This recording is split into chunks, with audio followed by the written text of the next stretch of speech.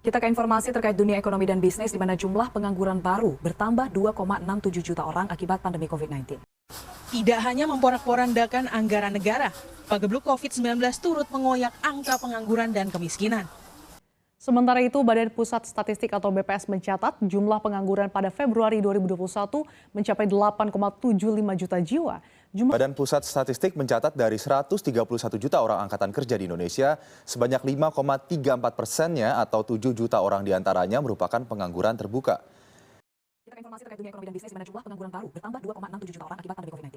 Tidak hanya memporak-porandakan anggaran negara, pagebluk COVID-19 turut mengoyak angka pengangguran dan kemiskinan. Sementara itu, Badan Pusat Statistik atau BPS mencatat jumlah pengangguran pada Februari 2021 mencapai 8,75 juta jiwa. Hai guys, saya Rahmi Azizat dari UIN Suskaryao semester 4 akuntansi bidang pendidikan ekonomi. Dari cuplikan video tadi, berita-berita tadi, itu tentang pengangguran. Kalian sebenarnya tahu nggak apa itu pengangguran?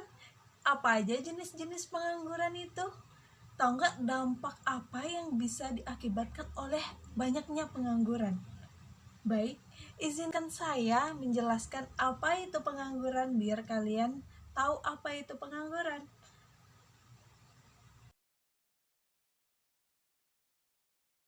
Pengangguran adalah sebutan untuk angkatan kerja yang tidak bekerja sama sekali atau sedang mencari pekerjaan. Orang yang tidak sedang mencari pekerjaan itu contohnya seperti ibu rumah tangga, siswa sekolah SMP SMA, mahasiswa perguruan tinggi, dan sebagainya yang karena sesuatu hal belum atau tidak membutuhkan pekerjaan. Pengangguran biasanya disebabkan karena jumlah angkatan kerja tidak sebanding dengan jumlah lapangan kerja yang ada. Jenis-jenis pengangguran. Yang pertama, pengangguran terbuka. Pengangguran terbuka adalah pengangguran yang tidak memiliki pekerjaan. Bisa jadi karena belum mendapatkan pekerjaan atau tidak mau bekerja. Pengangguran terbuka disebabkan oleh lapangan kerja yang tidak tersedia atau tidak ada kecocokan antara lowongan kerja yang ada dengan latar pendidikannya. Yang kedua, pengangguran terselubung. Pengangguran terselubung terjadi karena tenaga kerja yang tidak bekerja secara optimal atau produktivitasnya rendah. Kondisi ini disebabkan karena ketidaksesuaian latar belakang pendidikan atau pekerjaan tidak sesuai dengan bakat dan kemampuan pekerja.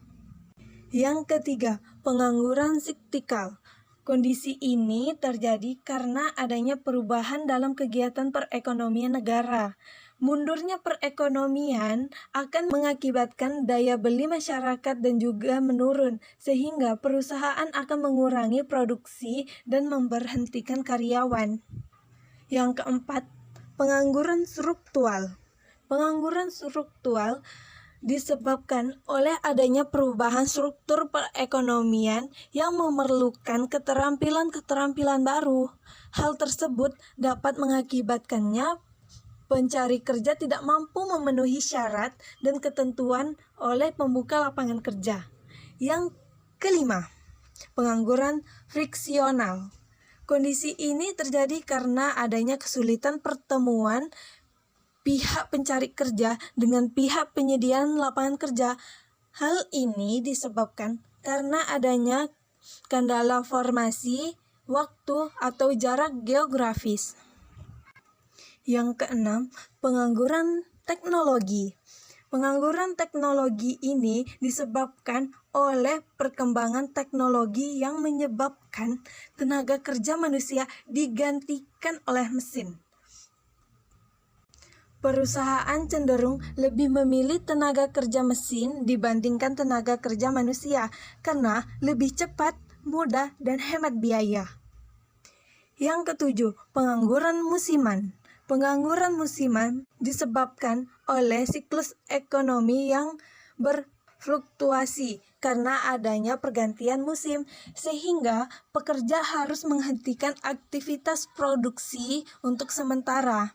Biasanya hal ini terjadi di bidang pertanian dan perikanan seperti petani dan nelayan.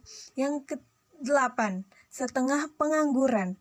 Kondisi ini merupakan pekerja yang mempunyai pekerjaan, namun jam kerjanya lebih sedikit, biasanya kurang dari 35 jam dalam seminggunya. Penyebab pengangguran. Meningkatnya jumlah pengangguran dapat disebabkan oleh beberapa hal. Yang pertama, banyaknya tingkat pengangguran tidak sebanding dengan kesempatan lapangan kerja. Rendahnya tingkat pendidikan bisa berkurangnya keterampilan yang dimiliki pelamar kerja sehingga tidak memenuhi kategori lowongan kerja. Kemajuan teknologi yang pada akhirnya dapat menggantikan tenaga kerja manusia. Persaingan pasar modal. Banyak perusahaan, terutama perusahaan asing di Indonesia, lebih memilih menggunakan tenaga kerja dari negara lain dibandingkan tenaga kerja lokal karena dinilai tidak memiliki kemampuan dan kepandaian. Upaya mengatasi pengangguran. Seiring berjalannya waktu, jumlah pengangguran terus bertambah.